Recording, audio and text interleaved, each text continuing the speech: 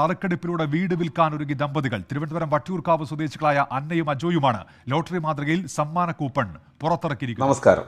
സമ്മാനം പറഞ്ഞ് നറുക്കെടുപ്പ് തീയതി പ്രഖ്യാപിച്ച് ഭാഗ്യക്കുറി മോഡൽ കൂപ്പൺ അച്ചടിച്ച് വിൽക്കാമോ? സാധാരണ ക്ലബ്ബുകളും മറ്റു ചില സംഘടനകളുമൊക്കെ ഇങ്ങനെ സമ്മാനം പറഞ്ഞ് നറുക്കെടുപ്പ് തീയതി പ്രഖ്യാപിച്ച് കൂപ്പൺ അച്ചടിച്ച് വിൽക്കാറുണ്ട്. ഒരു ഭാഗ്യക്കുറി മോഡൽ.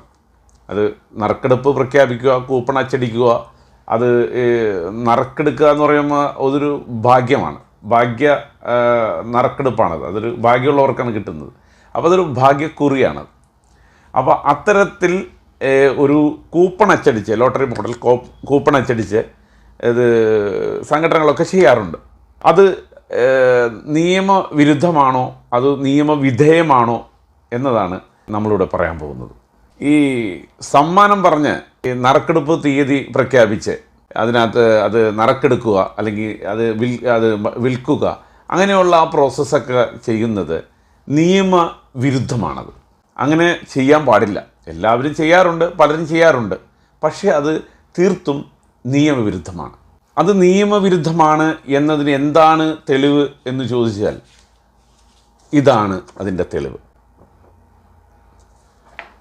ഇത് പ്രകാരം ഇത്തരത്തിൽ പ്രവൃത്തി ചെയ്താൽ അവർക്കെതിരെ പോലീസിന് കേസ് രജിസ്റ്റർ ചെയ്യാം. 1998 കേന്ദ്ര ലോട്ടറി ആക്ട് പ്രകാരം സംസ്ഥാന സർക്കാരുകൾക്കാണ് ഭാഗ്യക്കുറി അച്ചടിച്ച് വിൽപ്പന നടത്തി നറുക്കെടുപ്പ് നടത്താനുള്ള അധികാരവും അവകാശവും ഉള്ളത്. സാധാരണ ജനങ്ങൾക്കോ അല്ലെങ്കിൽ ക്ലബ്ബുകൾക്കോ മറ്റു സംഘടനകൾക്കോ യാതൊരു തരത്തിലും അത്തരത്തിൽ ചെയ്യാൻ യാതൊരു അവകാശവും അധികാരവും ഇല്ല.